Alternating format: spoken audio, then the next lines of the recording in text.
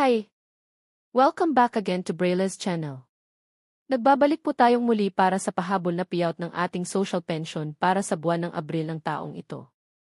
At good news dahil this time ay puro National Capital Region po ang ating ibabahagi ngayon. Ito po ay base sa inilabas na announcement ng bawat barangay o municipalities, kabilang nga dito ang lungsod ng Maynila, Quezon City, Pasay at iba pa. Kung isa po kayo sa naghihintay ng inyong payout ay panoorin niyo po ito. But before po tayo mag-start sa ating topic, kung bago ka pa lang sa aking channel, please do kindly subscribe, like, and share na din sa ating mga kaibigan, kaanak o kapwa po natin pensioners at please do share na din sa ating mga social media accounts para mas marami pa ang makaalam. With no further ado, let's begin na po sa ating topic. Good news! National Social Pension Payout Schedule para sa mga qualified seniors. Para sa buwan ng April ng taong ito.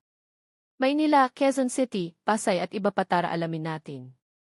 Narito na ang mga huling naglabas ng kanilang social pension payout para sa lungsod ng Maynila, Quezon City at iba pang lugar para sa mga naghihintay tignan pong maigi ang bawat lugar o barangay. Para sa inyong venue at oras.